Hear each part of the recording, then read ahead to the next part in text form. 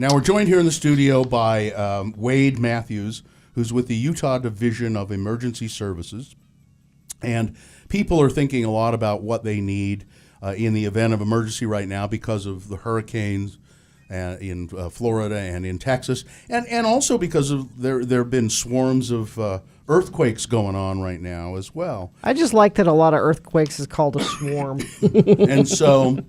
Pretty fierce. Yeah. So, Wade, you work with the Utah Division of Emergency Services. What can people do? Well, how should they be prepared in case something happens here? Well, we have a little mantra, a slogan. We say make a plan, get a kit, be informed, and get involved.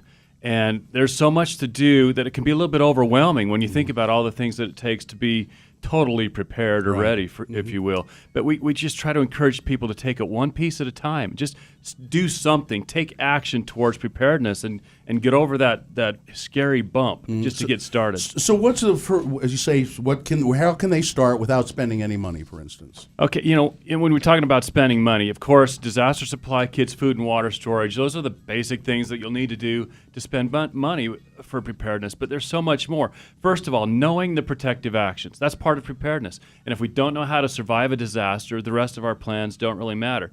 And those protective actions include things like evacuation, taking shelter, drop, cover, and hold on for earthquakes, turn around, don't drown for flooding, and all these different types of turn around, don't drown. I've never heard that one Yeah, there's some new ones. There's some new ones out there. Turn around, don't drown. Meaning what? How many times do we see, this happens more back east and where they got the bigger rivers and things, but you watch YouTube videos, this guy's going to drive his truck through this raging river, and the next thing you know, he's floating down the river, getting rescued off the top. Don't go down to the river's edge to look at the flooding. Go the other way. Got it. Turn Okay. around, don't drown. Yeah. And for example, lightning, when thunder roars, go indoors. We have all these little catchphrases to help us remember what to do when we're in that panic situation. The very first one was stop, drop, and roll. Right, Everybody I know knows that that one. Yeah.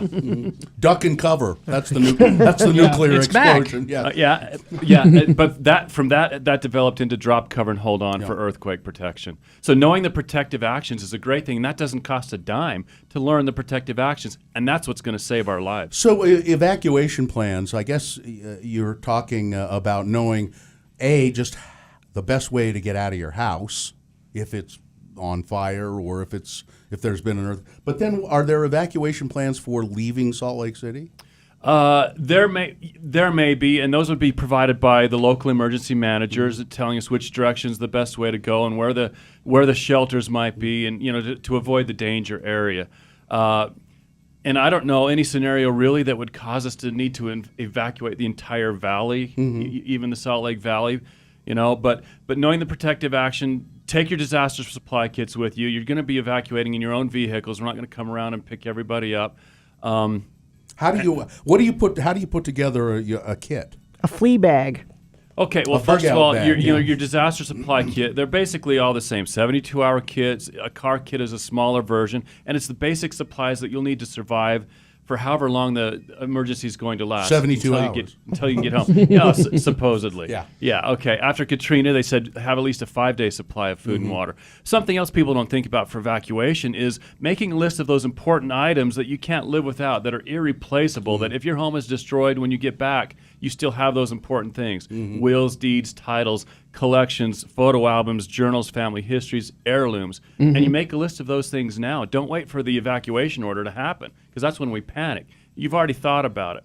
So anyway, knowing protective actions, I think, is one of the most important things we can do towards emergency preparedness.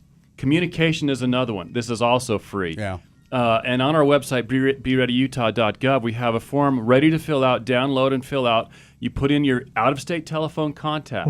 You put down a meeting place outside of your home, for the house fire, for the earthquake. You all get outside and take accountability and make sure everybody's safe. And you have one outside your neighborhood if your neighborhood is evacuated or the roads are closed or damaged, you can't get back home. And you tell your family, everybody go there. That's the first place we're going to meet if we were divided when the disaster happened. Hires will meet at Hires. No, but that is completely up to you. You guys decide. My family has one. If can't get a hold of each other, this is where we'll meet. Right. And what does that give us? Peace of mind. If we know that we can be reunited with loved ones again after a disaster, that's half the battle. Again, that's something we should do now. Don't wait for the emergency to decide these things. and it's free. Now, if you if people want your help in putting all of this together, I assume they can go to this website. Are there things right there online that they can access? Absolutely. BeReadyUtah.gov. We have things there for Be Ready Family, Be Ready Schools, Be Ready Business, and Be Ready Communities. We've got all kinds of forms and documents with free information to download or just to read over to help people start getting their family disaster plans and supplies in place.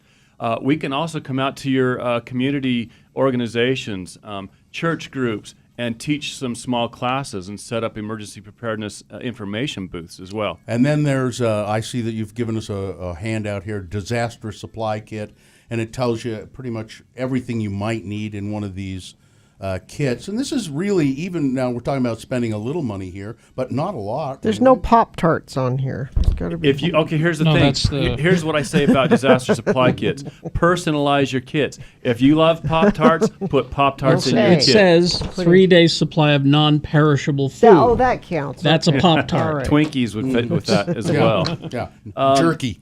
And this does cost a little bit of money, but the trick is just budget a little bit. You know, just when you go to the store, buy an extra Yeah. Pop-Tart to put in your thing. You know, and so And just it's budget and plan ahead. And all that information is at BeReadyUtah.gov.